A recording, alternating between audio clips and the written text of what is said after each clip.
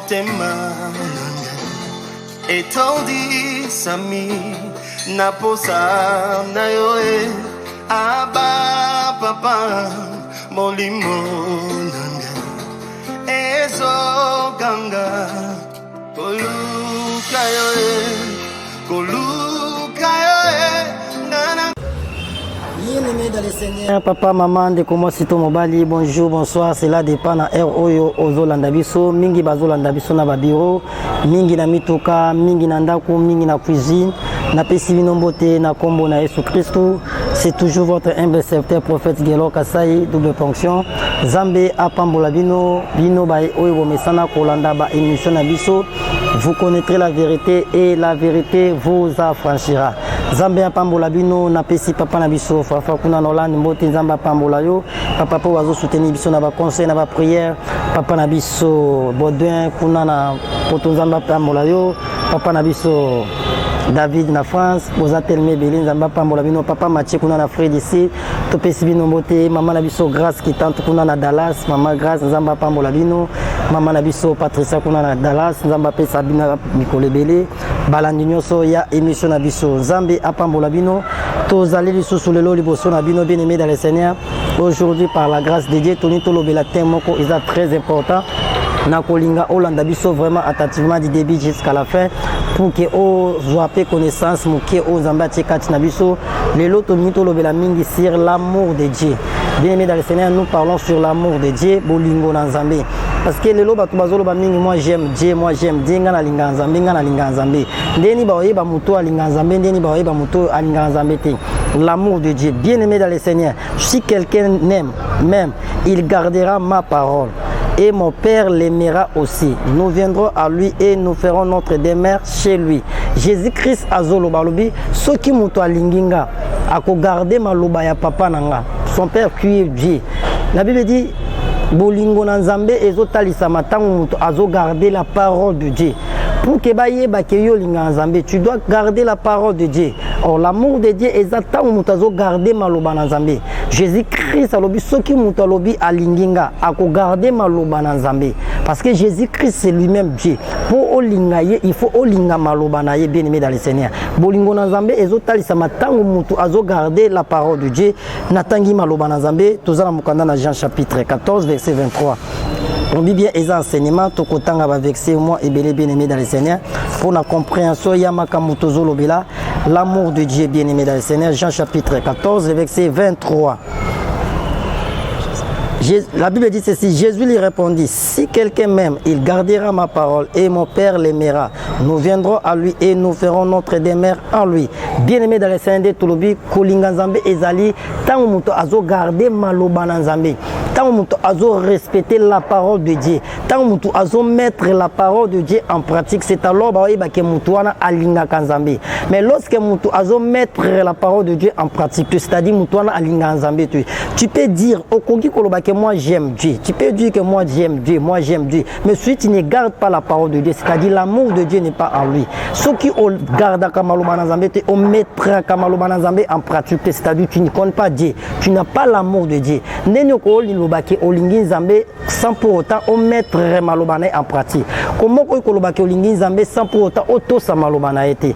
Awa Jean chapitre 14 verset 23 lobi ceux qui bolingi Nzambe pe bolingi Jésus-Christ, il faut qu'on mette Malobana en pratique. L'amour de Dieu ne consiste pas seulement à garder sa parole. Si vous gardez mes paroles et vous demeurez dans mon amour. Donc ceux qui osent garder maloba na Nzambe, ceux qui osent tirer maloba na Nzambe en pratique, c'est alors on est au couvent de katina bolingo na Nzambe. C'est alors ba mona bolingo na Nzambe katina yo. Donc c'est-à-dire pour na bolingo na Nzambe et la katina, il faut mettre la parole de Dieu en pratique. Donc tout ce que la Bible dit, il faut obéir nango, otiango en pratique. C'est ça l'amour de Dieu. La Bible dit ne volez pas. Yo oyibi, c'est-à-dire tu n'es pas là ozana bolingo na Nzambe te. Bible lobi ko yinate yo yini, c'est-à-dire tu n'as pas l'amour de Dieu. La Bible dit convoitise et zamabe yo au convoitise, c'est-à-dire tu n'as pas l'amour de Dieu. Bible boy haine mais yo zana haine na batu, c'est-à-dire tu n'as pas l'amour de Dieu. La Bible dit aimez-vous les uns et les autres, yo zamuta bayi tranquille. Oh yinanga batu, c'est-à-dire tu n'as pas l'amour de Dieu. Bien aimé, on a voulu garder la parole de Dieu. Premier point, celui qui n'aime, celui qui ne garde pas la parole de Dieu, ils ne connaissent pas Dieu. car Dieu est dans sa parole. Là, nous sommes dans le livre de 1 Jean chapitre 1, le verset 1 à 2. Celui qui demeure dans la parole de Dieu doit mettre la parole de Dieu en pratique. 1 Jean chapitre 1, les versets 1 à 2.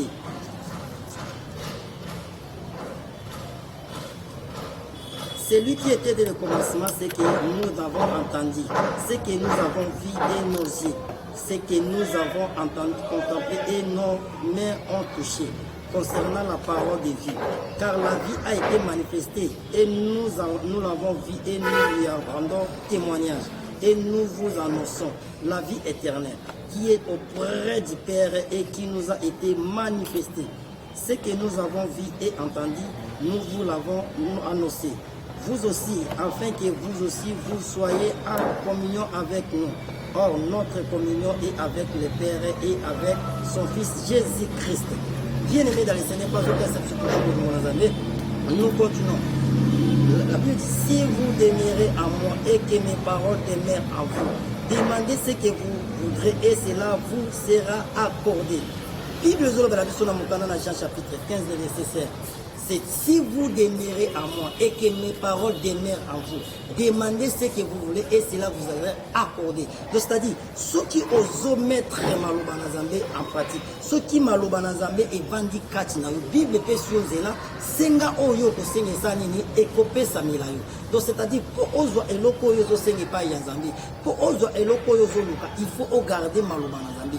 Il faut que la parole de Dieu demeure en toi. Il faut que l'amour de Dieu est vendu à Katina. C'est alors bien aimé dans les Seigneur, tant qu'on Senga Zambi, Zambi en plus nous qu'on Senga. Mais aujourd'hui bien aimé dans les Seigneur, tout le monde a battu belé, battu balingi Zambi, mais balingi biloko il n'est pas un Zambi bien aimé dans les Seigneur. Ils allaient à Job de Koba Simsoba Lobara, Nalingana, Mobali, Wala Temena, China, Kayo, oui, bien aimé dans les Seigneurs, laisse-moi te dire, au point que China monte, parce que Moutaza monte, mais les Zambé, China, Kaete, au point que tromper mon Dieu, on ne trompe pas Dieu, bien aimé dans les Seigneurs. Au lobby, au Lingaranzam, mais au Lingi, Biloko, où t'es pas en Zambé, tu n'auras pas bien aimé dans les Seigneurs. Il y a un moment, il est bien aimé dans les Seigneurs, Batoubazo Sambela est belé, même qui est des bazos doit exaucement prier. Pourquoi? Les gens prient, mais Batoubalingi Zambété.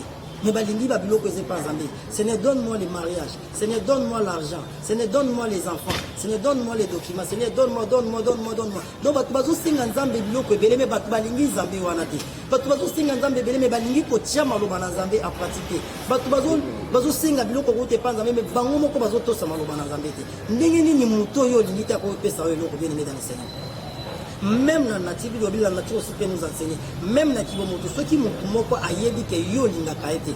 On peut s'en faire l'eau qu'on a été. Ceux qui m'ont envoyé pour nous bien aimé dans le Seigneur.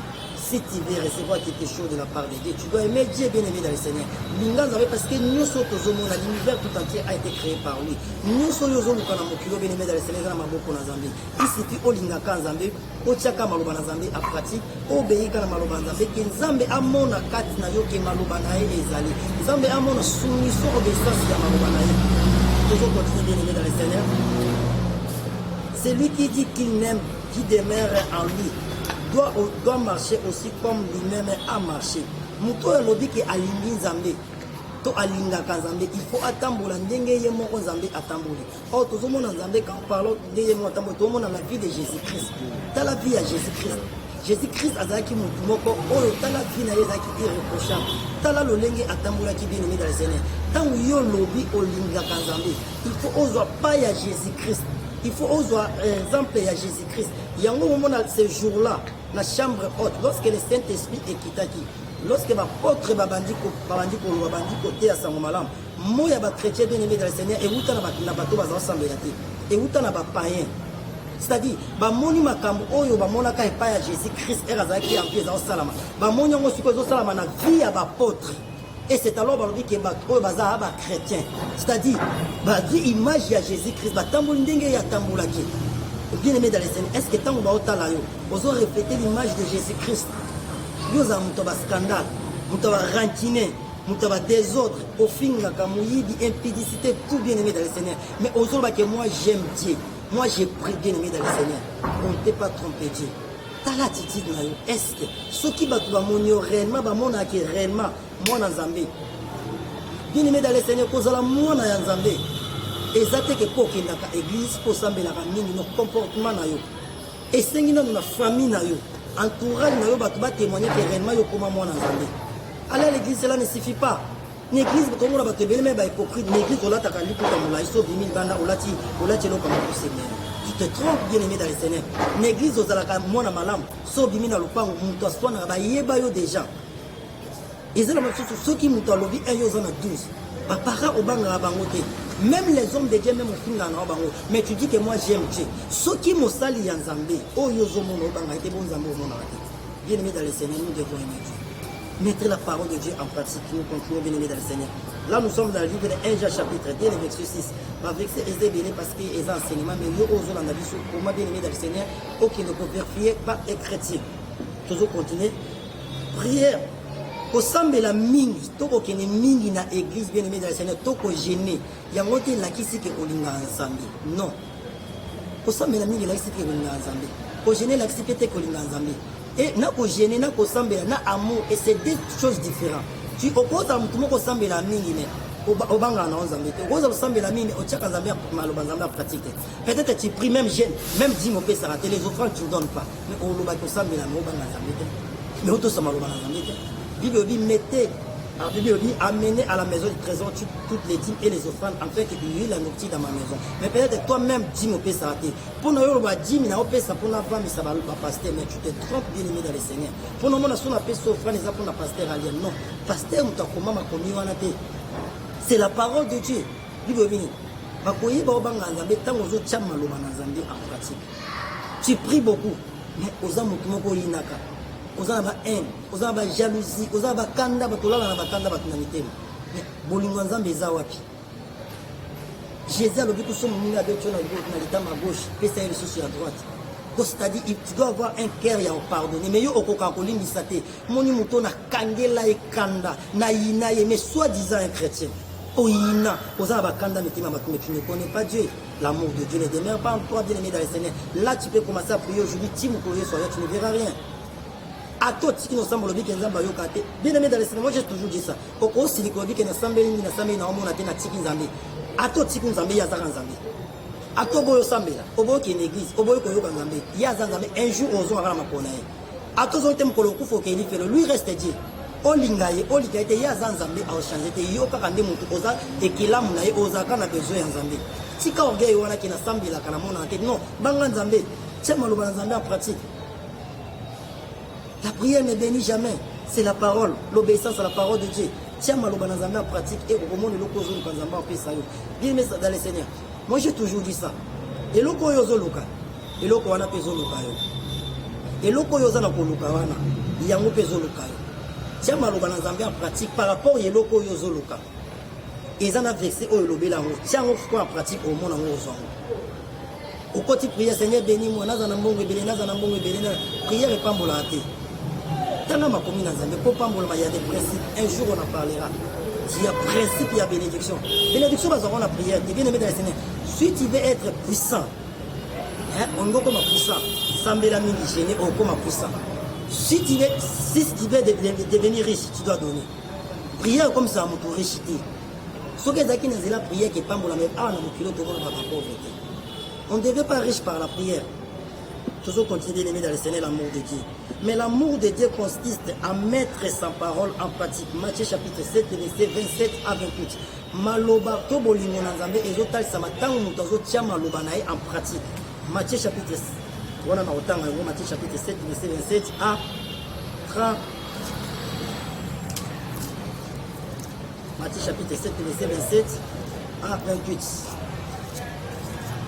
Les enseignements bien aimés dans le Seigneur, vous connaîtrez la vérité et la vérité vous affranchira. Toujours le bamalien, mais pour que vous comprendre bien aimés dans le Seigneur.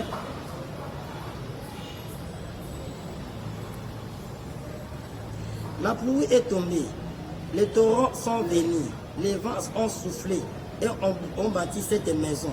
Elle est tombée et sa ruine a été grande. Après que Jésus a achevé ses discours, la foule fut frappée de sa doctrine. Bien-aimé dans le Seigneur, toujours continuer, tanga makomi na nzambe toujours. L'amour de Dieu. Mais puis que sambilaka. O jenakamini bien-aimé dans le Seigneur. Mais peut-être que zakala biloko mi prier o ekangaka yo. Yo ozo koma sur Luc chapitre 13 verset 25 à 28. Bien-aimé dans le Seigneur, toujours koba deuxième point de vision. L'amour c'est les actes. bolingo eza misala. Or quand on parle de l'amour c'est les actes. Eh bah on la bolingo eza misala, bolingo eza to koloba monoko j'aime. L'amour ce sont les actes.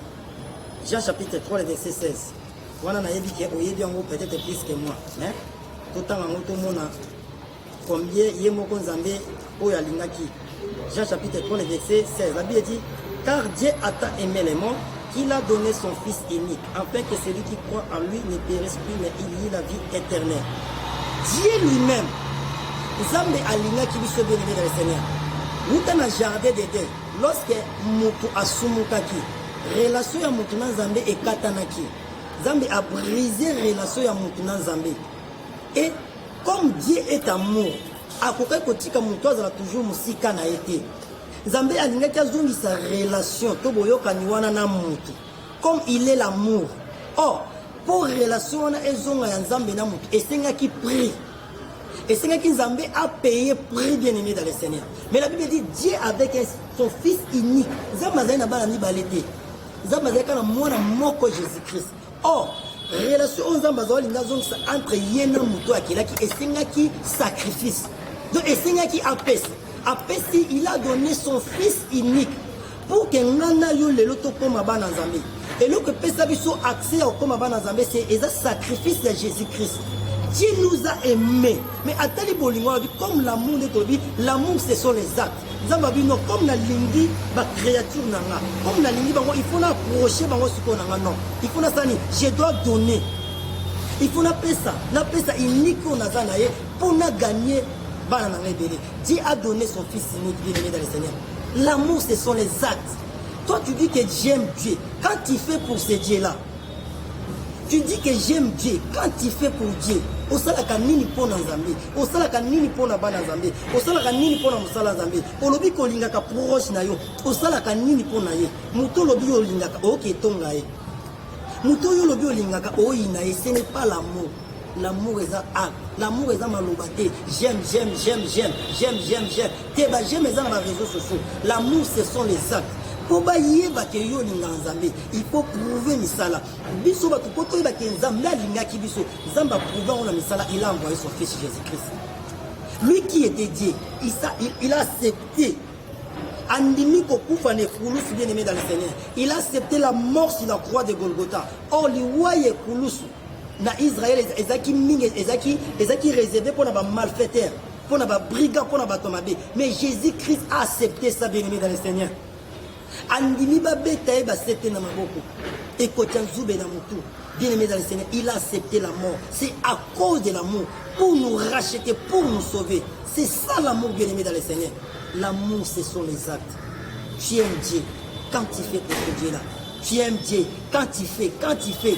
Omona ba fere ba souffrir to oseka. Omona ba ba ku fana nzala yozo seka. Omoni musala nzambe ozo finga. Omoni ndeko ozo nyoka ba ozo tchola ye bien aimé. Tu n'aimes pas Dieu, tu ne connais jamais même pas Dieu. L'amour ce sont les actes. Muto ozo souffrir zango kabola na ye. C'est Jésus qui a dit ça lui. Bible dit so zana bilamba mi balé. Zo moko kabola na ndeko zango.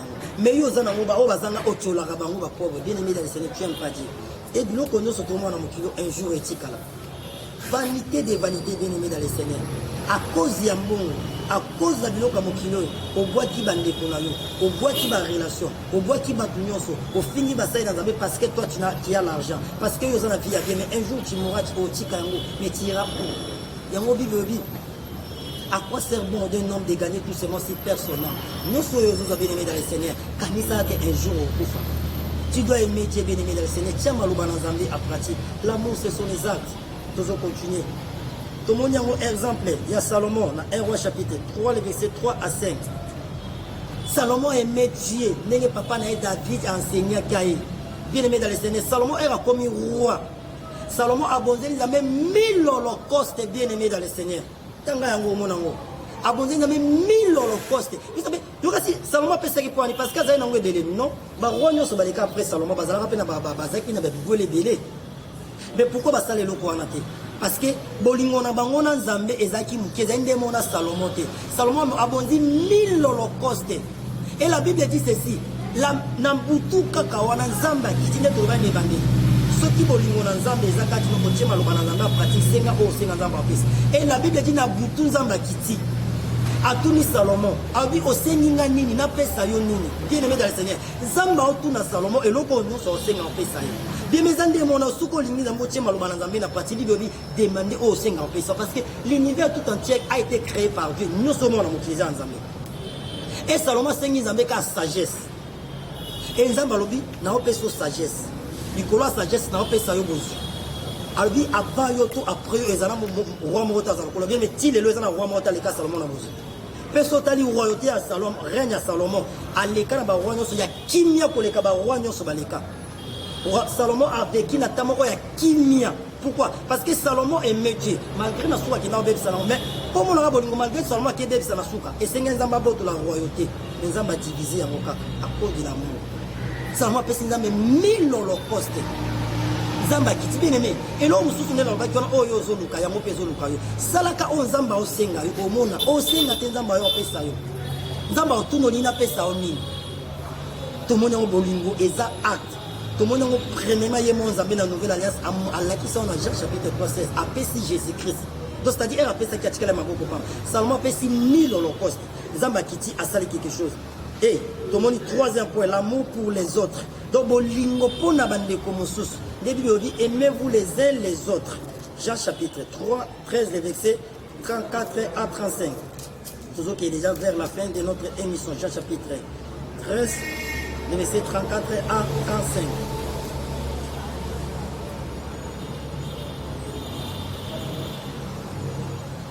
Bible dit, je vous donne un commandement nouveau. Aimez-vous les uns et les autres, comme je vous ai aimé. Vous aussi, aimez-vous les uns les autres. À ceci, tous connaîtront que vous êtes mes disciples. Si vous avez de l'amour les uns pour les autres. C'est ça. Bible dit clair, aimez-vous les uns et les autres. Tolingana baninga mususu na mususu. Mais aujourd'hui tozomona mutozo bake alinga kamuninga na ba guerre lelo eza tellement ébélé. On mona même na kati ya bana na ba to benga masoja ya ba chrétien. Mais ba guerre na guerre. Chrétien on a oba yokana te, on a oba lobate mais azoba ka balinga. Alinga nzambe non. Lui dit aimez-vous les uns et les autres. Jésus azoloba bi soki batu ba moni bolingo kati na bino na moko nde ba oyeba ke réellement vous êtes mes disciples. Cause la disciple Jésus la sikate sauter ya bien compétition ka osambela non. Il faut vraiment bolingo kati na ozo linga bande ko mususu. Est-ce que kati na ozo na biso mona nzambe. Olinga baninga na yo. Yo za égoïste nyoso linga ka yo yo linga balinga yo mais yo linga batuke. Aimez-vous les uns et les autres. L'amour pour les autres. Bien-aimés dans le Seigneur. Bien-aimés dans le Seigneur, toujours continuer. Bien-aimés, aimons-nous les uns et les autres car l'amour est de Dieu. Celui qui n'aime pas son frère qu'il voit, car Dieu est d'amour. Jean chapitre 4, verset 7 à 8. Parce que les enseignements, si quelqu'un dit j'aime Dieu et qu'il haït son frère qu'il voit, comment peut-il aimer Dieu? Oyo zomona te donc mutazo ba kena linga kanzambe mais azo ndina de kono aza pembe bien mais dans cette bible bengo za menteur deni muto aza pembe na yo oyo zomona olinga ka ete mais olinga muto omona ka te bible bengo za menteur donc po ba mona ke olinga nzambe il faut ba na olinga muto aza pembe na yo donc ce que le but que olinga kanzambe nous sommes on les a na mukana na 1 Jean chapitre 4 le verset 20 à 21 ce que le but olinga nzambe il faut ba na olinga muto aza pembe na yo. Donc ce que linga ndeko aza pembe na ote c'est-à-dire olinga pe nzambe te atolo bino na mnonge na linga nzambe nzamba omona o ke oza muto. Aimez-nous les uns les autres.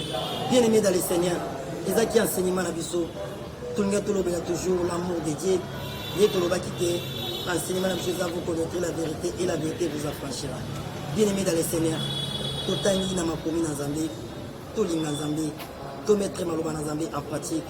Tika ba débat inpi, tika makambo zo pesa gloire na nzambe te, sala makambo oyo ezo se pesa motema na nzambe. Kokisa o ezali volonté ya nzambe, tia maloba na nzambe en pratique. Place Bible bi oui yo tia oui, parce que Bible bi bo bakisa te bolongola te. Ezala batu mususu ba koma ko bongisa ba vexer Bible pona likambu na ye. Ote a baloba ki pona intel. Bien-aimé dans le Seigneur, c'est la parole de Dieu. Tu dois mettre la parole de Dieu en pratique. Et c'est alors au commandement bien-aimé au savait fort et bellété. Je sais que au sambela mingi Au général, c'est une bonne chose. Je ne suis pas contre la prière parce qu'il y a un homme de la prière. Prière est allée malam. Mais pour tiens malouba en pratique, il y a un des salles qui est au yozo le kozouam. Bien aimé dans le Seigneur, nous sommes les cas. Les malouba n'azambe est éthique à l'éternellement. Miracle les cas, prière les cas, prophétie les cas. Mais la parole reste éternellement. Mais la parole de Dieu en pratique. Et au monde qui est l'eau et puis ça me l'a eu. Il y a un besoin de fais de l'éternité délice et il te donnera ce que ton cœur désire. Or, car il besoin de la délice, c'est-à-dire que c'est péli sans Zambé. Il veut dire c'est péli ça car mon thème en Zambé et Zamba en paix ça, oh yo mon thème désir. Donc, pour ça, il y a 4 zolo. C'est-à-dire, ningo zana ndongo zolanda, biso ndongo sambla ndo tambola. Zamba ebi désir na yo. Donc, pour ça, il y a 4 ya mon thème na Zamba ebi yango. À peu près, il y a un peu ça, mais c'est pas ça quand Zambé, c'est-à-dire mettre seulement la parole de Dieu en pratique. C'est là où la David. Zamba benga l'homme c'est l'homme au cœur. Bien aimé, les Genèse à l'Apocalypse. Zamba benga David. L'homme c'est l'homme au cœur. Ni est-il Zamba benga David, l'homme c'est l'homme au cœur. L'amour que David avait pour son Dieu. David a vendu tant que roi. Avec un non la landa ku ya marbre. Non la landa ku tongami akito. Tandis que arche de l'Éternel. Pour représenter Zambé. Et zola la mandala et zangi place. Il faut construire temple pour Zambé. Zamba Monica à disposition de Manaï. Malgré Zamba Boya qui a vu Yom Totongelangate parce que ma boque nous a makila. Mais Artuana Kaka. Oh David a Zouaki a décision. Engagement, non. Non, Tongelan Zambé. Zamba agréé en gros. Zamba dit non. Et Zayote. Et Zamoua Salomon. Au monde Bolingo. David a lobby les ailes de ta maison me dévorent. Bien aimé. Tanga Pisomo Yoka Bolingo David Azalaki Nangona Zambé. C'est ça que Dieu nous demande. Il faut que nous vandi bolingo na Nzambe et pelaka moto kati na motema na yo. Tango moni muto a souffrir. A toza na moto il faut yo kamawana. Pourquoi muto a souffrir kaka? Pourquoi muto a zangi? Zamba moni loko na kati na yo. Au semble la église parce qu'au semble la bien-aimée dans le Seigneur. Ba luka ata micro mais peut-être yo za na mbongo micro mais au sala programme obi non. Mbongo na ngeza pour la provision. Mbongo na ngeza pour la kemila masanga. Oui, c'est pour toi bien-aimé dans le Seigneur. Où est Paris en Zambé? Non, malgré Nazaki na programme, je dois faire d'abord pour mon Dieu. Tiens, nous sommes en première position. Et tiens, bien aimé dans le Seigneur. Bible, na misala nanga, ngana banda kuna dino. Kota na misala ya Nzambe. Kota na pensée ya Nzambe. Place aux allo, comment on fait les mots quand on souffre, veuve moko non. Na somme la ta pièce ali pour ta oh. Ba acte nezo, c'est ça l'amour. L'église passe aux alli wana. Peut-être beaucoup on fout à l'autre mais yo za na mbongo. Cette fois-ci, moi, on a foutu à loyer église. Nandimina sacrifié, on a son rapport à la Tananga. Parce qu'on a déjà. Bolingo, on est maintenant monté, mana le cola David. Abi non, n'a pas n'a pas m'abrété. Aussi, my God. Aussi longtemps, l'arche de l'alliance, c'est Zola Mandala. David a eu résolution. Zambaya Mouniabi, l'homme c'est l'homme au cœur. Yango et Salam même bien aimé dans le Seigneur. À cause de Bolingo, David a zaki na Zambé. Lorsque moi, on a Salomon, a Kéi Kosuma qui doit passer à Bapaya. Et c'est qui normalement Zamba bote la royauté. Et c'est Zamba bote la royauté. Mais à cause de l'amour, Zamba Mona Katina David, Zamba a dit non. À cause de mon serviteur David, non, bote la royauté, mais Zamba divisé en Okaka. Vous voyez bien aimé dans le Seigneur. Et l'homme sous Oyoko, il faut perdre. Mais à cause de l'amour aux gens, bien aimé dans le Seigneur, l'argent ne donne pas tout. C'est parce que tu as l'argent que aux oignons. Et l'homme souvent européen sortait mais bon l'humour aux gens bien aimé laisse-moi te dire, les souffles de vie que tu as payé combien? Malade yo beli wana ba misupe ba bela pour ngo ba kufa bien aimé. To moni mutuku to belité alali ala mukité. Mutu malarié bomié, mais comme on a le couronné et frappé le monde entier. Bien, mais toi tu crois que moi et toi, tout ça plus que bateau va couper. Non, c'est l'amour de Dieu. Mais n'a retour aux hommes, c'est l'Anzambé Wanani. Toi tu dis que tu aimes Dieu, t'as l'entourage là. Regarde ton église. Aux hommes, ton finger à Kabasa N'Anzambé, bien aimé. Nous devons aimer Dieu. Mettez la parole de Dieu en pratique. L'amour, ce sont les actes. Nous n'avons pas pour la bateau, nous sommes allés dans Zambé, puis misala là-bas. Zaba pamoula bato nyonso balala ka ba penser na sala nini pona Nzambe lobi na okoma bwe na sala nini pona Nzambe lala ka na penser David azaki tango bato balai na butu David oyembaka pona Nzambe. Un jour bien aimé dans le Seigneur, arche de l'alliance et kota na kati ya Israël. David qui était roi abanda ko bide na Nzambe baluka na mabele. À tel point même moi si na ekuta yimi abi o roi ya ndenge nini.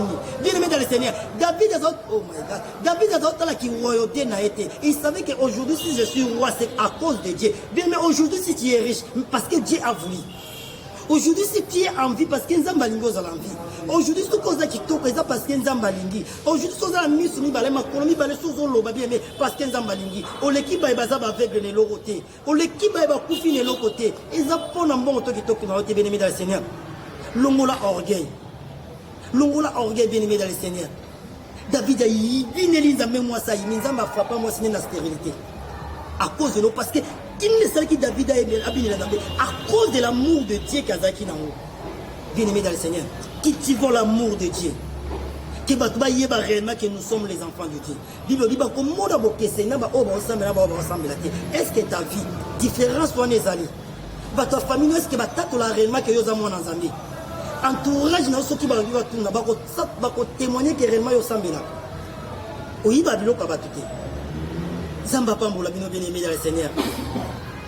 Et ça qui enseignement la mission toujours vous connaîtrez la vérité et la vérité vous affranchira. Mais dit que vous a ébélé à kolanda biso. Ce qui Jésus-Christ a zongi te ko monana. Na pamboli bande ko kuna na régie ba caméraman zamba pambola bino. Zamba pambola pe bana ya etonga nyoso na zo kamba mider. La mission de délivrance est prophétique. Na pesi ba sala nzambe nyoso mbote na pesi prophète Francine Mbote na bana nyoso ya église kuna. Zambe apambola bino bino nyoso o bozo soutenir biso pe na ba prière na bino na ba conseil zamba pambola bino bo s'abonner massivement na ba chaîne na chaîne na biso bien aimé dans le Seigneur zamba pambola bino o pe bien aimé dans le Seigneur tous en reconnaissant na ba soutien na bino o bozo pe ça pour nous zambe et kende liboso. J'ai toujours dit ça bien aimé dans le Seigneur. L'évangile c'est gratuit, mais l'évangélisation ça demande de l'argent.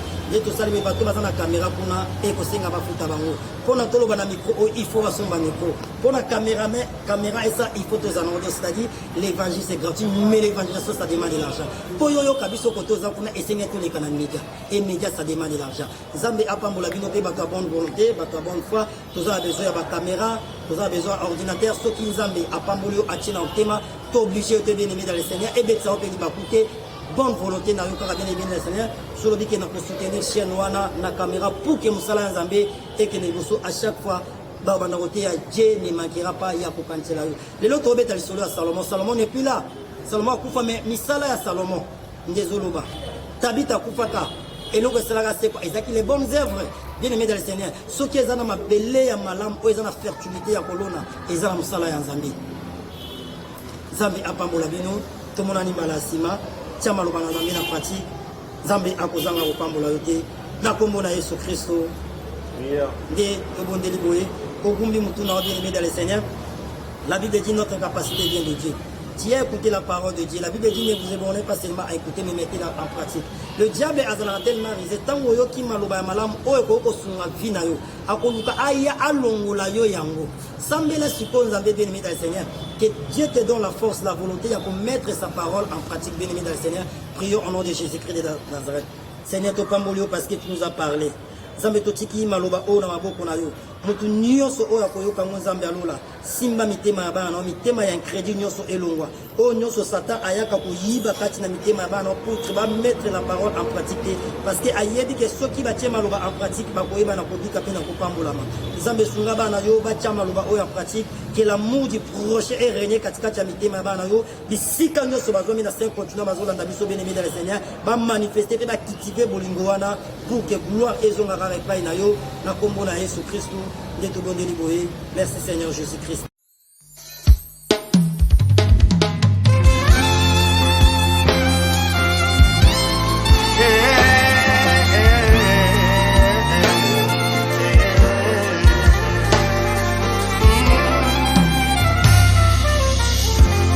Abba papa motema etondi sami naposa na yoe Abba papa molimo nanga ezo ganga koluka yoe koluka